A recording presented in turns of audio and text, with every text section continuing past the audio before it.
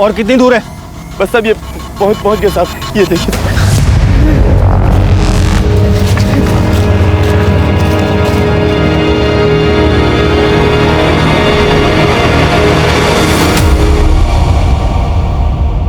नमस्कार, आदाब। मैं आदिल खान, क्राइम पेट्रोल दस्तक में आपका स्वागत करता हूँ। क्राइम पेट्रोल के जरिए आपने हर तरह के जुर्म से जुड़े केसेस देखे होंगे, लेकिन ये केस अलग था। घटना देश के उस हिस्से की है जहां आम सुख सुविधाओं का अभाव रहता है। वहां ऐसा कुछ हुआ था, एक नेशनल न्यूज बनकर सामने आया, जिसने पूरी इंसानियत को शर्मसार कर दिया था। इस केस के हर मोड़ पर मैं यही सोचता रहा कि क्या उस 10 साल की मासूम बच्ची फलक, जिसकी तस्वीर देखकर ही मन भर आता, उस मासूम बच्ची के साथ किसी की इतनी शदीद नफरत कैसे हो सकती थी। फलक, अरे कहाँ भागती जा रही है? सुन तो, अरे फलक, फलक, और लकड़ियाँ नहीं चाहिए, चल तू वापस आ जा। अरे चलते हैं। न जाने मौसम कब खराब हो जाए, इसलिए मैं ज्यादा से ज्यादा लकड़ियाँ काट कर रख लेती हूँ, बाद में काम आ जाएगी। अरे तू तो बुजुर्गों जैसी बातें करने लगी। अम्मी, आप ही तो कहते हो कि मैं आपकी दादी अम्मा हूँ, तो इस दादी अम्मा की बात मानो और घर जाओ। मैं लकड़ियाँ भी काट लाऊंगी और खेत भी लूंगी। ठीक है मेरी दादी अम्मा, लेकिन घर जल्दी आ जाना।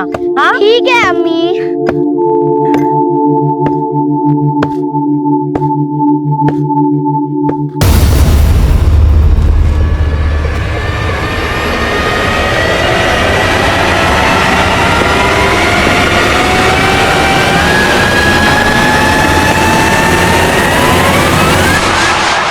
इतना काम करेगी तो पेट में दर्द हो जाएगा। आपके पेट में क्यों दर्द हो रहा है इकबाल भाईजान? भाईजान नहीं हूँ मैं तेरा। चल बताता हूँ तुझे मैं तेरा कौन हूँ। मैं कहीं नहीं जाऊंगी। आज तो नहीं छोड़ने वाला हूँ। इकबाल भाईजान सामने आए तो मार दूंगी। पागल है क्या?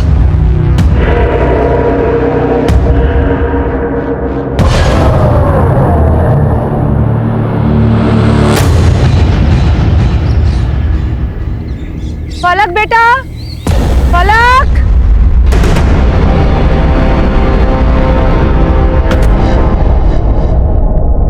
फलक बेटा, फलक, फलक, फलक।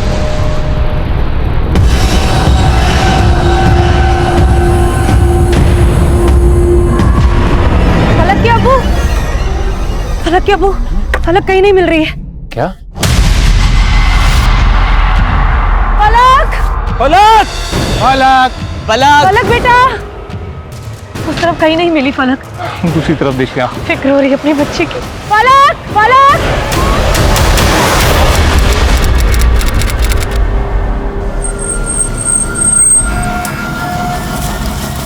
और कितनी दूर है? बस अब ये पहुंच गए साहब, ये देखिए।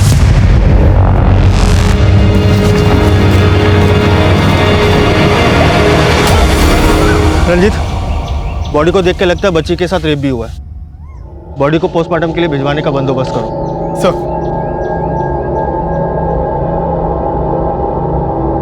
साहब, एक हफ्ते से आप हमें झूठी तसल्ली दे रहे थे। मैंने आपको पहले भी बोला था, इकबाल ने फलक की आबरू पे हाथ डाला था, लेकिन फिर भी आपने उसको अंदर नहीं किया। देखो सलीम, हमने तहकीकात की थी, लेकिन इकबाल के खिलाफ हमें एक भी ठोस सबूत नहीं मिला, तो हम क्या करते? लेकिन साहब मैं बोलूं, वो इकबाल ने। तुम्हारी बेटी पहले लापता थी, लेकिन अब उसकी लाश मिली है। तुम इकबाल की परवाह मत करो। सांगवान सर, इस इकबाल को उठा के लाओ।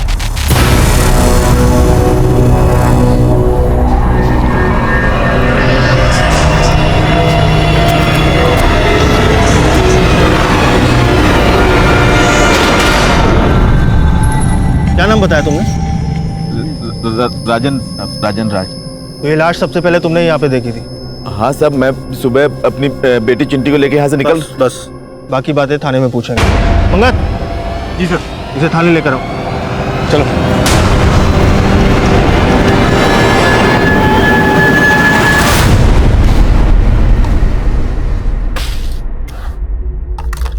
माजिद।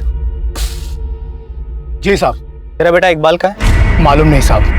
देख, मुझे सब पता है, तूने अपने बेटे को छुपाया ना। सच कह रहे हैं साहब, हमको कुछ पता नहीं है। जब से फलक की लाश मिली है वो भी गायब है साहब। देख, अपने बेटे को बचाने की कोशिश मत कर। उसको जल्द से जल्द थाने ले आ, वरना अगर हम लोगों ने उसे ढूंढा ना तो मुसीबत दुगनी हो जाएगी तेरी, समझा?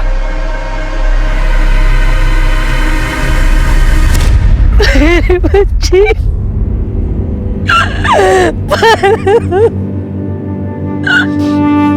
ये वाला मेरी बच्ची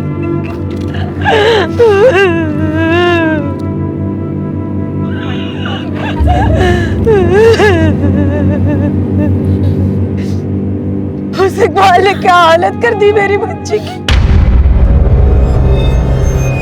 मैं उसे जान से मार दूंगी, उसको छोड़ूंगी नहीं। चुप हो जा गुलसुम, चुप हो जा।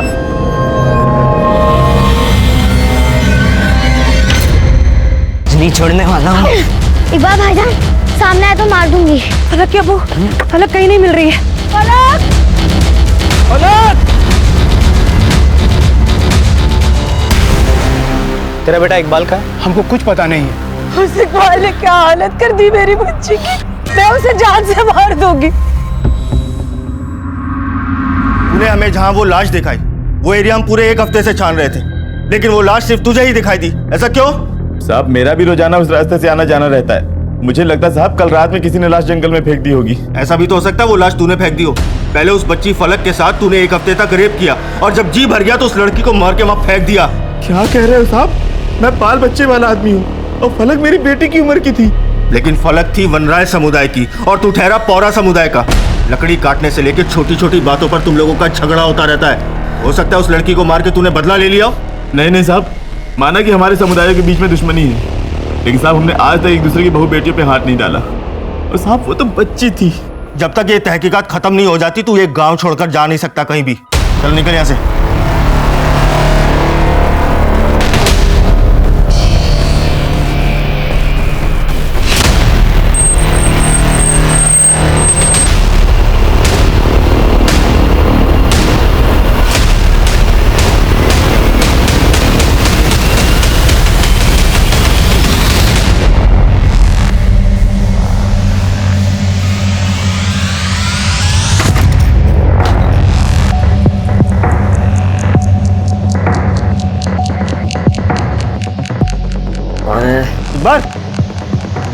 इकबाल उठ, नशे में लग रहा है। उठा के लेके चलो इसको, उठाओ।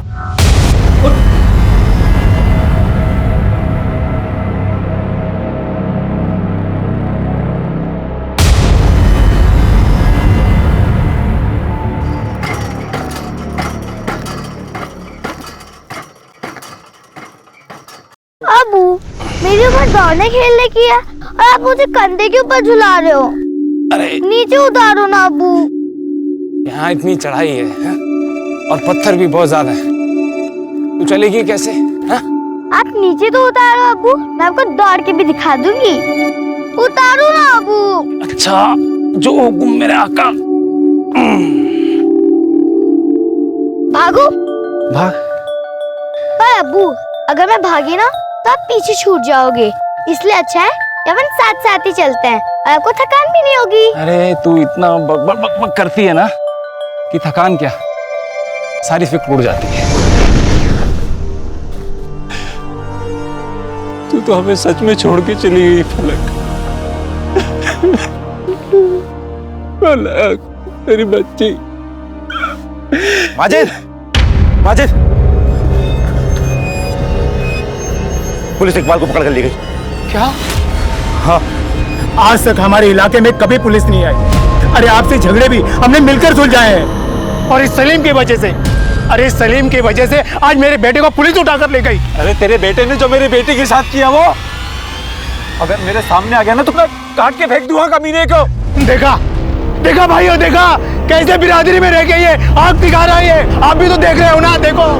सलीम, माजिद सही कह रहा है। अरे मेरी बेटी के साथ जो हुआ उसका मामला आपस में भी निपटा सकते थे, क्या जरूरत थी पुलिस को बुलाने की? पुलिस को बुलाकर तुमने बहुत बड़ी गलती की है।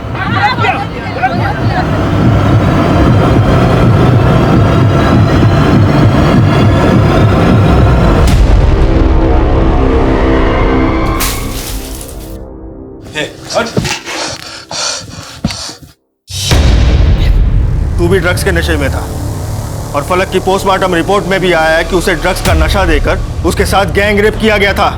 तो बता, तेरे साथ कौन कौन लोग थे जिन्होंने उसका रेप किया? बोल। हाँ, मैंने कुछ नहीं किया है। कुछ नहीं किया? झूठ बोलता है? तो फिर तू वहां क्या कर रहा था? तेरी पहले से ही बुरी नजर थी ना फलक के ऊपर। पहले भी तूने उसके साथ छेड़खानी की थी ना? बोल। आज नहीं छोड़ने वाला हूँ। इकबाल भाईजान, सामने आए तो मार दूंगी। साहब, मानता हूँ मैंने पहले उसके साथ, लेकिन मैंने अब कुछ नहीं किया साहब। झूठ बोलता है? तो फिर वो ड्रग्स कहाँ से लाया जो तूने फलक को दिए थे? मैंने फलक को कोई ड्रग्स नहीं दिया साहब, मैंने कुछ नहीं किया है साहब। तू ऐसे नहीं मानेगा, तेरी खातिरदारी करनी पड़ेगी। सलमान, शुरू हो जाओ।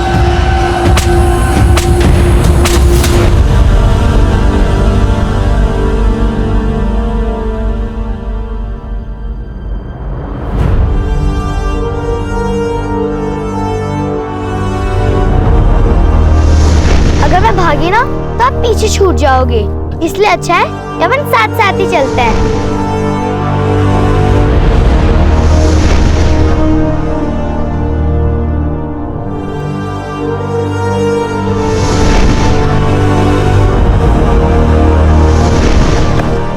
अम्मी, आप ही तो कहते हो कि मैं आपकी दादी अम्मा हूँ, तो इस दादी अम्मा की बात मानो और घर जाओ। मैं लकड़ा भी काट लाऊंगी और खेल भी लूंगी।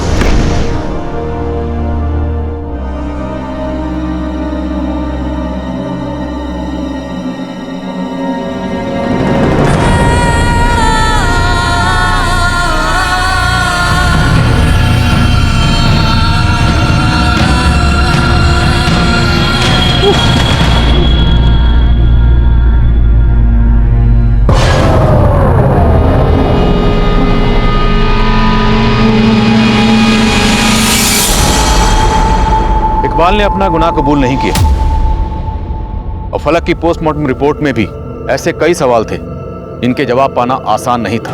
फलक को नशे की दवा खिलाकर गैंग रेप किया जा रहा था, तो इकबाल अकेला गुनहगार नहीं हो सकता था। तो वो कौन कौन थे और कितने लोग थे?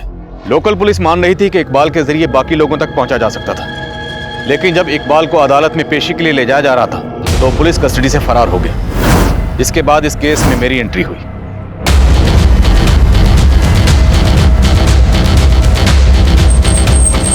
इकबाल पुलिस कस्टडी से कैसे भाग सकता है? जवाब दीजिए सर। फलक को इंसाफ कब मिलेगा? देखिए, फलक को इंसाफ दिलाना हमारी जिम्मेदारी है और वो हम दिलाकर रहेंगे। और रही बात इकबाल की, उसे हम जल्दी ढूंढ लेंगे। थैंक यू सर एक मिनट सर, एक सवाल सर।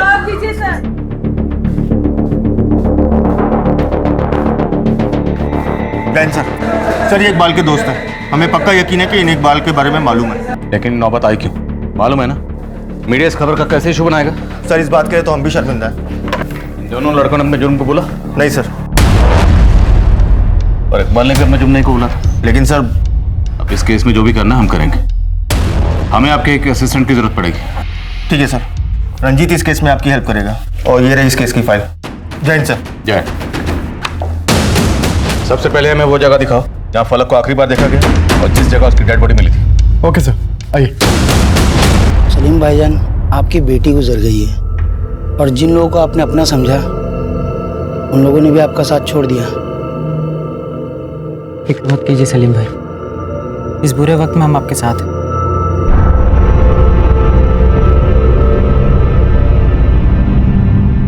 ये सलीम भाई हमसे कुछ बोल क्यों नहीं रहे? कहीं वो पहले वाली नाराजगी तो नहीं पाल रखी है? तो फिक्र मत कर, जख्म ज्यादा गहरा है पर इस जख्म को हमें ही भरना होगा।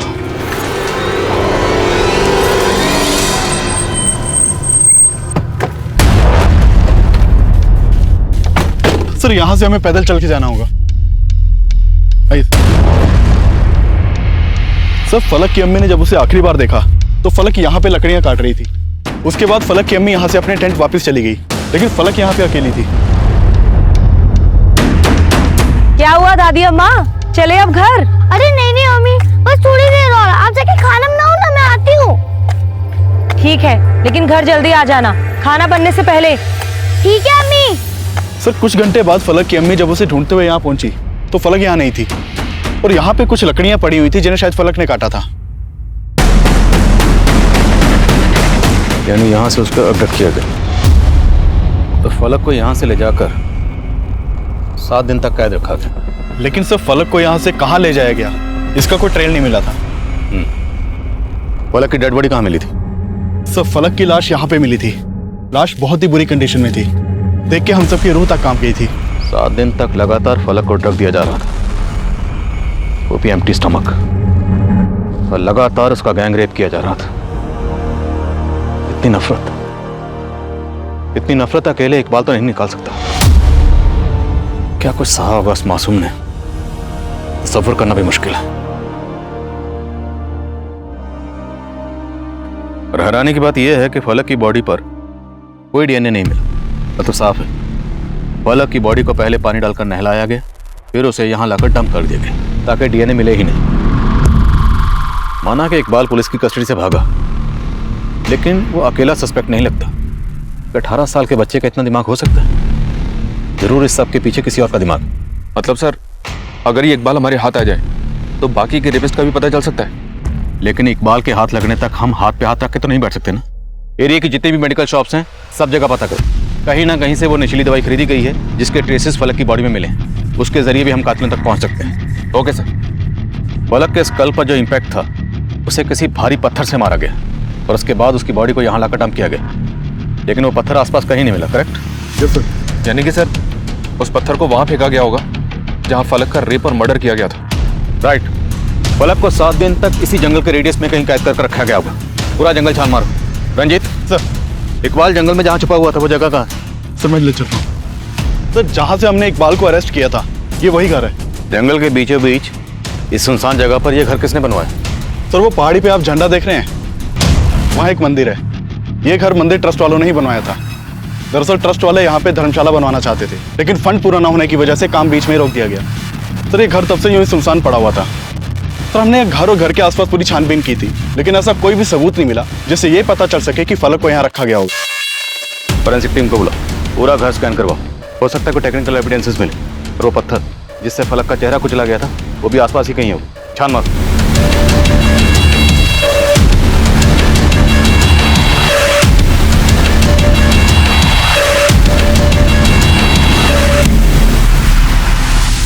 सर हम तो खुद शर्मिंदा हैं कि जो जगह हमने देवी के भक्तों के ठहरने के लिए बनवाई थी, वहाँ उस मासूम बच्ची का अपराधी छुपा हुआ था। बहुत प्यारी बच्ची थी साहब, कोई ऐसा घिनौना काम कैसे कर सकता है उस बच्ची के साथ? आपकी तारीफ। सर ये इस मंदिर के ट्रस्टी हैं। 21 अप्रैल को यहाँ पे कोई भंडारा था? जी साहब। हाँ साहब, काफी लोग आए थे आसपास से। 21 अप्रैल को ही फलक की लाश मिली थी। इस भंडारे में कितने लोग शामिल हुए थे? आसपास के इलाके के तकरीबन 400-500 लोग प्रसाद ग्रहण करके गए हैं। इतना बड़ा उत्सव था तो उसकी वीडियो रिकॉर्डिंग भी हुई होगी। हाँ साहब, आप बताइए हम कैसे मदद कर सकते हैं आपकी? मुझे भी रिकॉर्डिंग देखनी है। ठीक है साहब, मैं इंतजाम करवाता हूँ। जितनी जल्दी हो सके इंतजाम करवाइए प्लीज। हाँ ललित, एक बात पता चली है सर, फलक के पेरेंट्स को उसकी वंडाई कम्युनिटी ने अपनी कम्युनिटी से बाहर निकाल दिया था, क्योंकि उसने अपनी कम्युनिटी के इकबाल को अंदर करवाया था। और अब वो लोग सलीम को वापस अपनी कम्युनिटी में लेने के लिए उस पर दबाव डाल रहे हैं कि वो इकबाल के ऊपर से अपना केस वापस ले ले।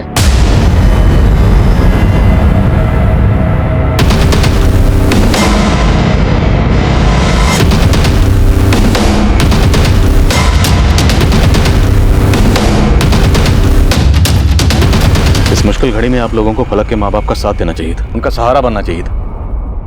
आप लोग उनके जले पे नमक छिड़क रहे हैं। साहब, आप लोगों को हमारे मामले में पढ़ने की कोई जरूरत नहीं। आज तक हमारी बिरादरी में कभी पुलिस नहीं आई है, लेकिन इन लोगों की वजह से हमें रोज आपकी शक्ल देखनी पड़ रही है। तो ये सब करके आप एक बच्ची के रेपिस्ट इकबाल की पैरवी कर रहे हैं? नहीं नहीं साहब, मेरा बेटा बेकसूर है साहब। तुम्हारा बेटा नशे की हालत में पकड़ा गया था और फलक को नशा देकर ही उसका रेप किया जा रहा था। और तुम्हारा बेटा बेकसूर है तो भागा क्यों? फलक के साथ गैंग रेप किया गया।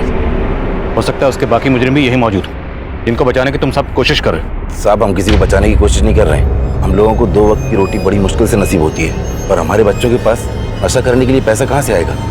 मुझे पूरा यकीन है ये सब पूरा समुदाय के लोगों की करतूत है। पूरा समुदाय? जी हाँ साहब, वो लोग कभी हमारा भला नहीं चाहते।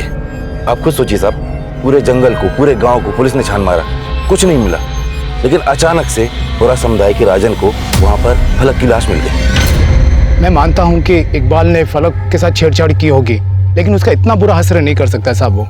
वो अपनी बिरादरी के लिए लोगों से लड़ जाता है साहब। अभी कुछ दिन पहले वो मोहन से भिड़ गया था। यहाँ कैसे आया तू? लकड़ियाँ काट रहा है? तेरे बाप का इलाका है क्या? तो क्या तेरे बाप का है? साले मुझसे जबान लड़ाता है तू। साले हाथ कैसे लगाया तूने? हाथ कैसे लगाया? साले मोहन कौन? ये पौरा समुदाय का है? नहीं साहब, मोहन पौरा समुदाय का नहीं है। वो मंदिर वाले अजय बाबू है ना, उनका भतीजा है साहब। और साहब मैं पक्का बोलता हूँ, फलक के साथ जो कुछ भी हुआ है उसका जिम्मेदार ये पौरा समाज के लोग हैं साहब। और आपके पुलिस वाले मेरे बेटे को परेशान कर रहे हैं साहब। अब तुम अपने बेटे को बचाने के लिए पुलिस वालों के बारे में कुछ भी उलझुल बक रहे हो? मैं कुछ भी उलझुल नहीं बक रहा हूँ साहब, मैं सच कह रहा हूँ। मेरा बेटा बेकसूर है साहब।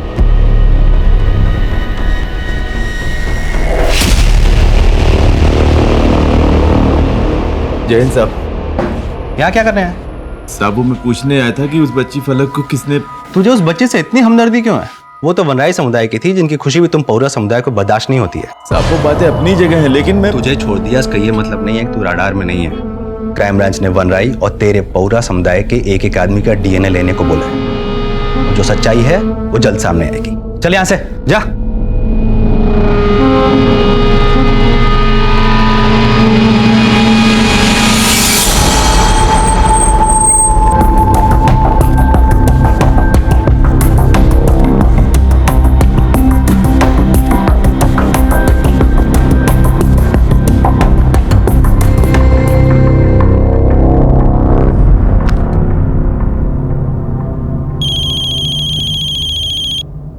ललित सर, एक गांव वाले से काम की इन्फॉर्मेशन मिली है। फलक की डेड बॉडी मिलने के एक रात पहले जिस जगह पर उसकी लाश मिली थी, वहां 2 लोगों को स्पॉट किया गया था। उसे रोक कर रखो, मैं पहुंच रहा हूं।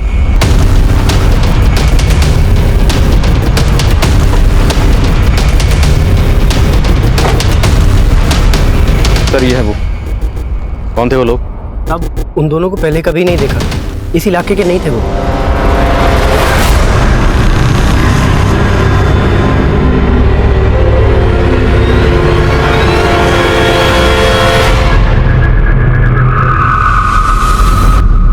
स्केच बनवा सकते हो? सब वो लोग इतनी तेजी से निकले कि मैं उनका चेहरा नहीं देख पाया।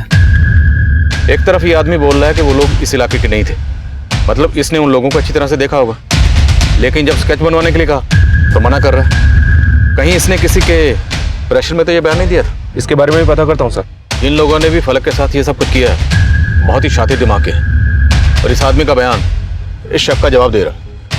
हो सकता है फलक के साथ ये सब कुछ करने वाले इस इलाके के ना हो। इसका मतलब सर आप ये मानकर चल रहे हैं कि इकबाल इसमें शामिल नहीं है? इकबाल शामिल हो सकता है, लेकिन किसी बाहर वाले के इन्वॉल्वमेंट की पॉसिबिलिटी को नजरअंदाज नहीं कर सकते। दम डाटा निकालो। अगर क्रिमिनल्स बाहर के यहाँ मोबाइल रखते होंगे तो कोई ना कोई लीड जरूर मिलेगी। और जिस दिन फलक की डेड बॉडी मिली थी, पुजारी ने बताया था कि उस दिन मंदिर में भंडारा चला था, हजारों लोग शामिल थे। मैंने उस दिन की फुटेज मांगी थी। क्या हुआ उसको? आज सुबह ही मिले सर, चेक करवाता हूँ।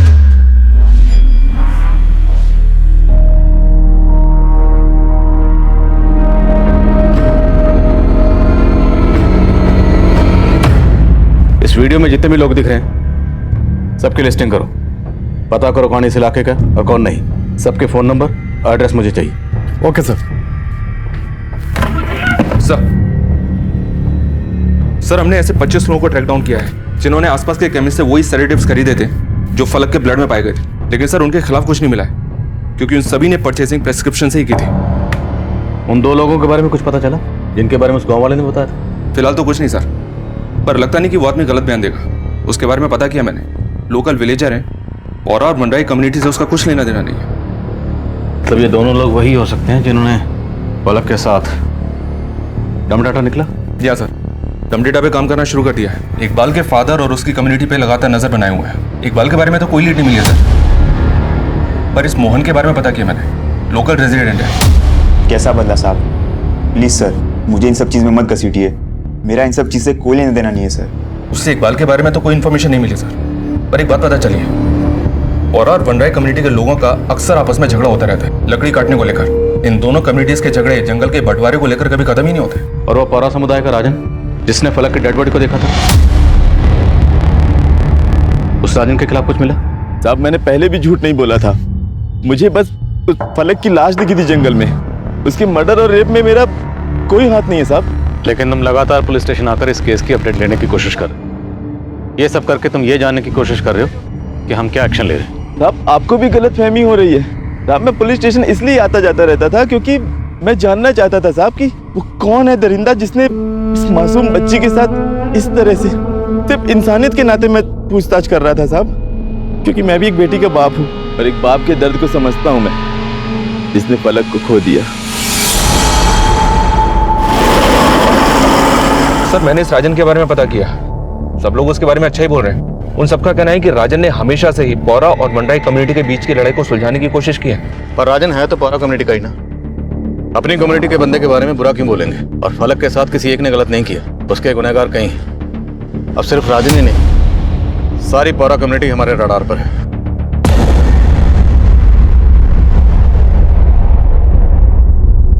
19, 20, 21, 22, 23, 24, 25। 25 तो सिर्फ इस तरफ के हुए मेरी दादी अम्मा, और उस तरफ के? अरे अम्मी ये तो बहुत आसान है। देखो अगर 25 इस तरफ के हुए तो इस तरफ भी तो 25 ही हुए ना। और 25, 25, 50। लो हो गई गिनती पूरी। हाँ हाँ मेरी होशियार मलिका। हाय मेरी जान, फलक से सीधा मलिक काम ना दे मुझे मलिका नाम पसंद नहीं है। क्यों? क्योंकि मैं फलक हूँ। जमीन पे फलक। वाह क्या नाम दिया बुजान ने मुझे। क्यों दिया था आपने नाम उसको? जमीन पे कभी फलक टिक सकती है क्या? चले गई ना हमें छोड़ के। ऐसे ही नहीं गई वो, बहुत मजबूत थी। उसका दम घोट दिया गया। 7 दिन तक लड़ती रही, लेकिन उसको नशा देके ये सब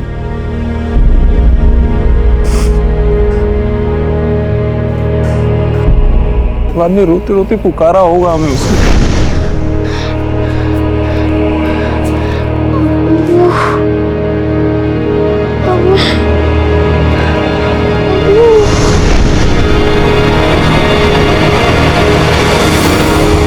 भाईजान मुझे आप और भाभी को इस तरह बिरादरी से अलग देखकर अच्छा नहीं लग रहा है। आप लोग चलिए मेरे साथ कुल्लू घाटी, मैं वहां पर आप लोगों का रहने का सारा बंदोबस्त कर दूंगा।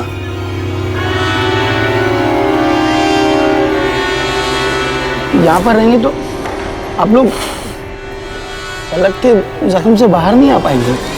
फलक किसी जमीन में दफन है, और जब तक मेरी बच्ची फलक को इंसाफ नहीं मिल जाता मैं इस जमीन को छोड़ के कहीं नहीं जाऊंगा, यहीं रहूंगा।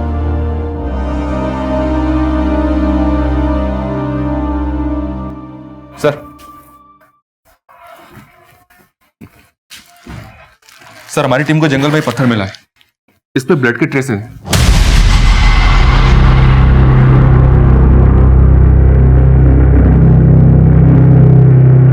इस पत्थर को फोरेंसिक के पास भिजवा, हो सकता है ब्लड फलक का। पत्थर कहाँ मिला? सर ये उस जगह से काफी दूर मिला है जहाँ इकबाल छुपा हुआ था। फॉरेंसिक टीम का मानना है कि उस जगह की अच्छी तरीके से सफाई की गई थी सबूत मिटाने के लिए। उसके बावजूद उनकी टीम को वहां से कुछ बाल मिले हैं।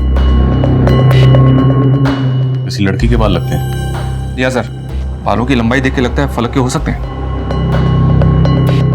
मतलब पूरे चांसेस हैं कि फलक को वहीं कैद करके रखा गया और सबूत मिटाने की कोशिश की गई। लेकिन इतना शातिर दिमाग जंगल में रहने वाले उन भोले वाले लोगों का तो नहीं हो सकता। तो सर आपको लगता है कि ये सब इकबाल ने नहीं किया?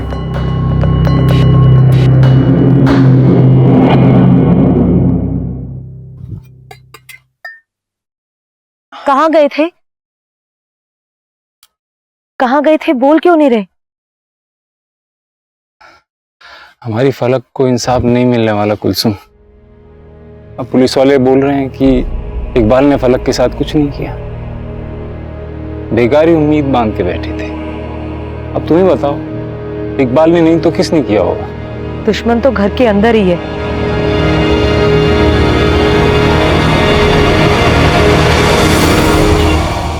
सर सर उस इलाके का डम डेटा स्टडी किया मैंने। पलक की लाश मिलने के एक रात पहले जिन दो लोगों को उस गांव वाले ने पहचाना था, उनका पता चल गया है। वो दोनों सलीम के ही फुफेरे भाई हैं। नाम क्या है? नदीम और अफजल। अफजल और नदीम। अभी अफजल और नदीम मंदिर के भंडारे में तो आएंगे नहीं। सर सलीम, अफजल और नदीम, इन तीनों की माँ आपस में बहनें थी। उनके नाम एक साजी की जमीन थी। बस उसी जमीन के बंटवारे को लेकर सलीम का नदीम और अफजल से झगड़ा चल रहा था। तो फलक के साथ जो हुआ वो कहीं इस झगड़े का नतीजा तो नहीं? और फलक की लाश को ठिकाने लगाने वाले कहीं यही दो लोग तो नहीं?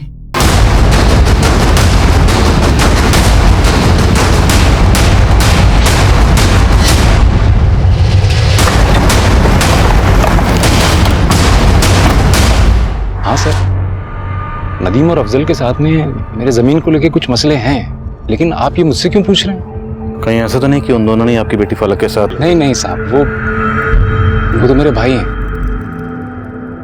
माना कि सगे नहीं है और उनके साथ कुछ जमीन को लेके मसले चल रहे हैं, लेकिन वो मेरी बेटी फलक के साथ ऐसा कभी नहीं कर सकते। देखिए, जिस दिन फलक की बॉडी मिली उससे एक रात पहले ये दोनों उसी जगह देखे गए थे।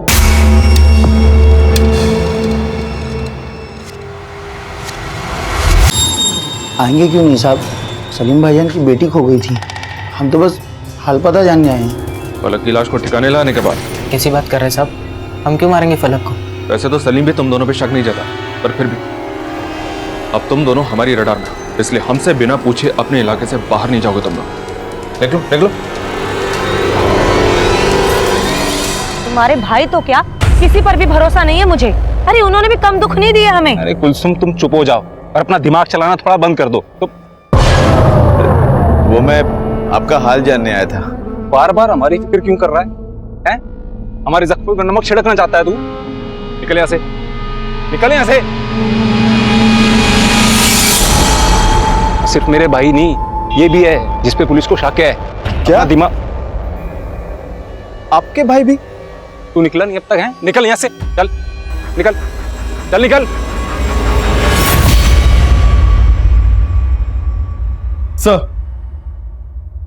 सर, जिन लोगों ने मेडिकल स्टोर से सेडेटिव खरीदा था उनमें से एक को जीरो डाउन किया है। सर, ये मयंक है। करीब 1.5 महीने पहले इसने सेडेटिव खरीदा था और फलक के गायब होने से कुछ दिन पहले इसने सेम दवाइयां दोबारा से खरीदी थी। क्या नाम बता? सर, मयंक। मयंक, ये देखा देखा क्यों लग रहा है?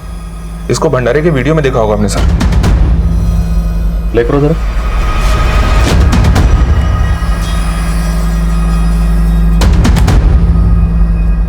ये मयंक तो राजन के साथ दिख रहा है। और ये मोहन है जिसके साथ इकबाल का झगड़ा हुआ था।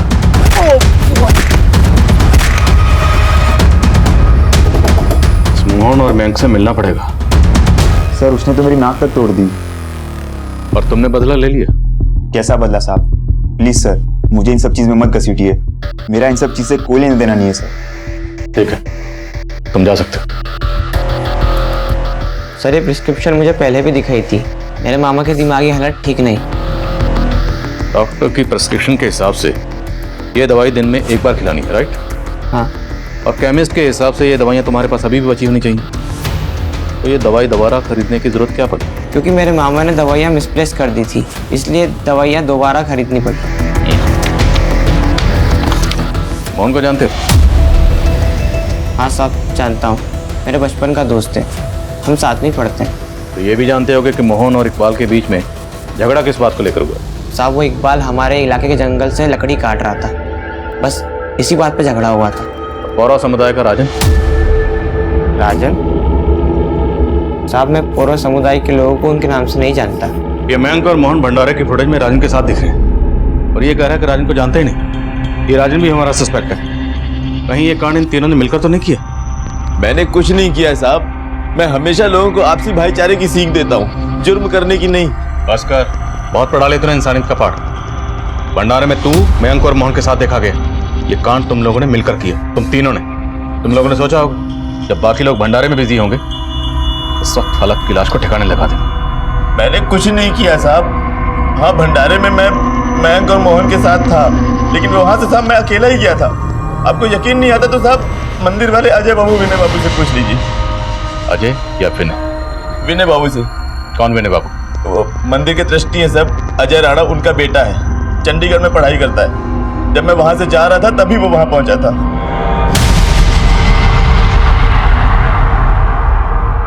सर विनय भंडारे वाले दिन यहाँ नहीं था, पर आप ये सब क्यों पूछ रहे हैं?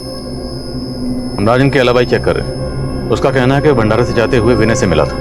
विनय? विनय सर चंडीगढ़ में पढ़ता है और वो उस दिन चंडीगढ़ में ही था। उसका एग्जाम था उस दिन। ये राजन जरूर कोई खेल खेल रहा है। कैसा खेल? सर ये तो आप पता लगाएंगे कि वो मेरे बेटे को लेकर झूठ क्यों बोल रहा है। सर उस दिन भंडारे में मौजूद सभी लोगों की लिस्टिंग की थी हमने, पर विनोद में नहीं देखा और सब लोगों से इंक्वायरी भी की, पर किसी को भी नहीं पता कि विनोद दिन यहाँ था।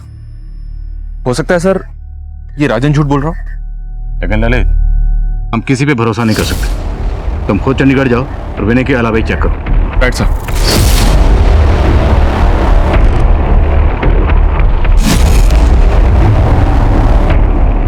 सर 21 तारीख को तो मेरा एसएसटी का एग्जाम था और गांव तो मैं गया ही नहीं था।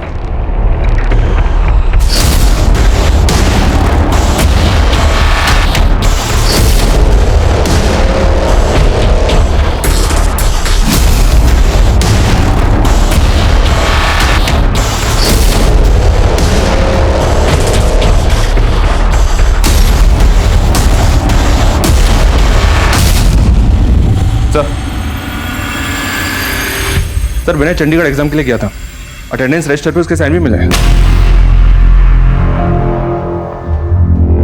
पलक की बॉडी पे जो कपड़े हैं तुरंत मंगवाओ। Right sir.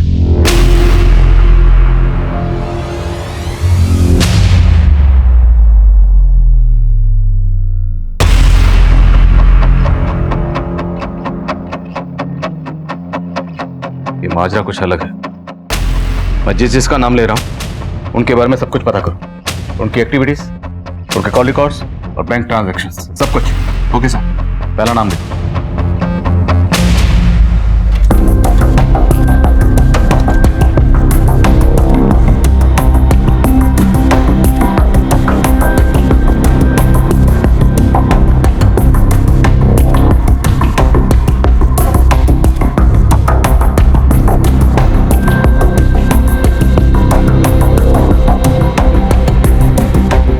यस सर, उम्मीद है अब हम इस केस को जल्दी क्रैक कर लेंगे।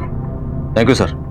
जय हिंद। सर फलक के गायब होने के बाद अजय राणा ने अपने बैंक से 4 लाख विड्रॉ किए थे। इस विड्रॉल के बारे में जब मैंने उससे पूछा तो उसने कहा कि वो पैसा उसने भंडारे में दान देने के लिए विड्रॉ किया था। लेकिन सर भंडारे में दान देने वालों की पर्ची को मैंने देखा तो उसमें अजय राणा के नाम पे सिर्फ 30,000 लिखे। तो इस अजय राणा ने बाकी के 3,70,000 का क्या किया? पता नहीं सर, लेकिन सर उसका ये बयान भी झूठा निकला कि भंडारे वाले दिन उसका बेटा विनय चंडीगढ़ में था, क्योंकि अटेंडेंस रजिस्टर पे विनय के जो साइन मिले थे वो चेक करवाए मैंने, नकली थे। सर आप बेकार में हम पे शक कर रहे हैं। हमने पता लगाया है कॉलेज के अटेंडेंस रजिस्टर पर तेरे नहीं, तेरे कॉलेज के पीएन के साइन। अब सच बोलेगा?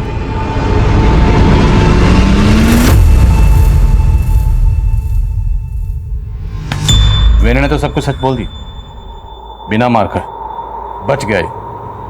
अब तुम लोग पहले मार खाओगे फिर सच बोलोगे या ऐसे ही बोलोगे? सर पौरा समुदाय और वनराय समुदाय से हम तंग आ गए थे। जबरदस्ती उन्होंने हमारे इलाके पर कब्जा कर लिया था और वहां रहने लगे और हमारे जंगल से लकड़ियां भी काटने लगे। पौरा समुदाय ने तो कुछ पैसे भी दिए थे रहने के लिए, लेकिन वनराय समुदाय तो बहुत टेढ़े थे। उनके लड़के ने हमारे भतीजे मोहन का नाक भी तोड़ दिया। सर हम लोग तो इकबाल को पकड़ के मारने वाले थे, फिर हमने देखा कि इकबाल खुद उस लड़की पर हाथ साफ करना चाहता था। सर हम लड़का लड़की को ही नहीं बल्कि दोनों समुदायों को सबक सिखाना चाहते थे।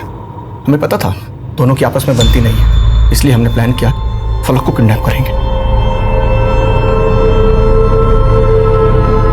इसके लिए मैंने अपने मामा की प्रिस्क्रिप्शन पे वो सेडेटिव्स खरीदे, फिर उसके बाद हमने फलक को उठा लिया।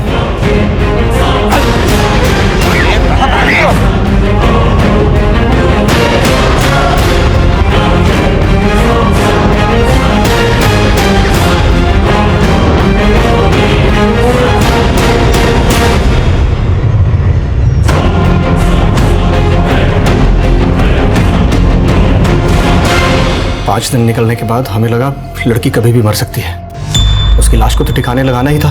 2 दिन बाद मंदिर में भंडारा था, बहुत से लोग इकट्ठे होने थे, तो उसी दिन हमने सोचा कि इस काम को करेंगे। लेकिन तुम लोग जहां पर फलक का रेप कर रहे थे, वहीं से इकबाल गिरफ्तार हुआ। इसका क्या चक्कर है? इकबाल अपने लोगों के साथ फलक को ढूंढ रहा था, लेकिन उसको नहीं मालूम था कि हमने लाश को डंप कर दिया था। और जब हम वहाँ की सफाई कर रहे थे तो इकबाल वहाँ आ गया।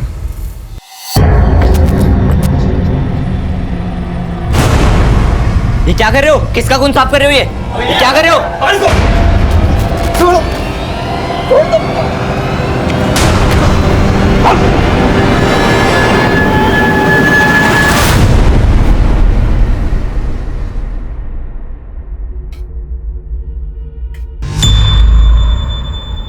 हमें पहले लग रहा था कि फलक की बॉडी को डंप करने से पहले ही उसके कपड़ों से डीएनए साफ किए गए होंगे, लेकिन फलक की डेड बॉडी की तस्वीर की गौर से जांच करने के बाद हम सबका राज खुल गया।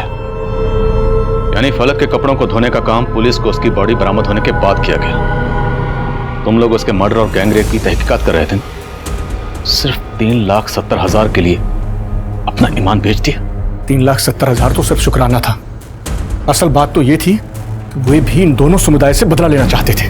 तुम लोग पुलिस डिपार्टमेंट के नाम पर एक बदनुमा दाग हो।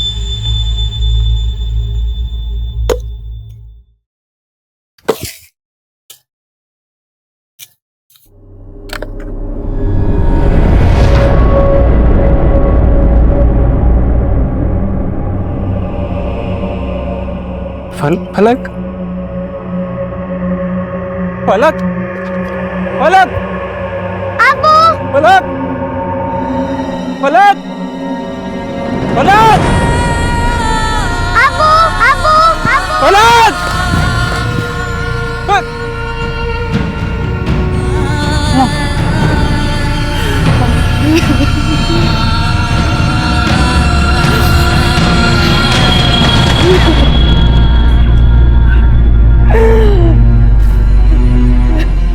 तकरीबन 40 दिन की तहकीकात के बाद फलक गैंग रेप केस सॉल्व हुआ। मैंने अपना काम कर दिया था, लेकिन मुझे चैन की सांस नहीं मिली, क्योंकि उस मासूम बच्ची फलक का चेहरा अभी तक मेरे जहन से नहीं निकल पाया। जो कुछ भी हुआ वाकई गैर इंसानी है। अतिक्रमण को लेकर जो मुठभेड़ वंडाई समुदाय के इकबाल और मोहन के बीच हुई थी, अगर वक्त रहते वहां के समझदार और बुजुर्ग लोग उसे सुलझा लेते तो फलक शायद आज भी हमारे बीच जमीन पर फलक की तरह होती। अब मैं आपसे इजाजत लेता हूं, आपसे फिर मुलाकात होगी एक और नए केस के साथ। तब तक देखते रहिए क्राइम पेट्रोल दस्तक। मकसद बताना नहीं, बचाना है। नमस्कार, आदाब। मैं आदिल खान क्राइम पेट्रोल दस्तक में आपका स्वागत करता हूं। क्राइम पेट्रोल के जरिए आपने हर तरह के जुर्म से जुड़े केसेस देखे होंगे, लेकिन यह केस अलग था। घटना देश के उस हिस्से की है जहां आम सुख सुविधाओं का अभाव रहता है। वहां ऐसा कुछ हुआ था जो एक नेशनल न्यूज बनकर सामने आया, जिसने पूरी इंसानियत को शर्मसार कर दिया था। इस केस के हर मोड़ पर मैं यही सोचता रहा कि क्या उस 10 साल की मासूम बच्ची फलक, जिसकी तस्वीर देखकर ही मन भर आता, उस मासूम बच्ची के साथ किसी की इतनी शदीद नफरत कैसे हो सकती थी। फलक, अरे कहाँ भागती जा रही है? सुन तो, अरे फलक, फलक और लकड़ियां नहीं चाहिए, चल तू वापस आ जा। अरे चलते हैं। न जाने मौसम कब खराब हो जाए, इसलिए मैं ज्यादा से ज्यादा लकड़ियां काट कर रख लेती हूँ, बाद में काम आ जाएगी। अरे तू तो बुजुर्गों जैसी बातें करने लगी। अम्मी, आप ही तो कहते हो कि मैं आपकी दादी अम्मा हूँ, तो इस दादी अम्मा की बात मानो और घर जाओ। मैं लकड़ियां भी काट लाऊंगी और खेत भी लूंगी। ठीक है मेरी दादी अम्मा, लेकिन घर जल्दी आ जाना। हाँ ठीक है अम्मी।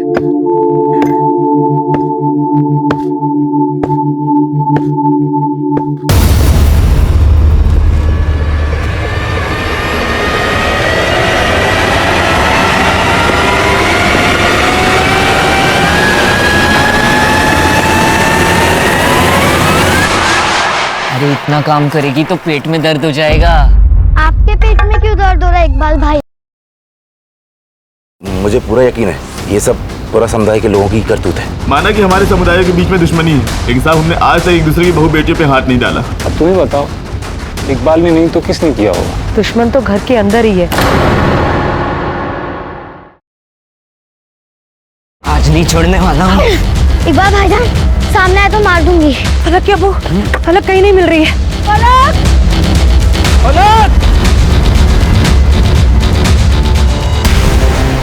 तेरा बेटा इकबाल का है? हमको कुछ पता नहीं है। उस इकबाल ने क्या हालत कर दी मेरी बच्ची की, मैं उसे जान से मार दूंगी।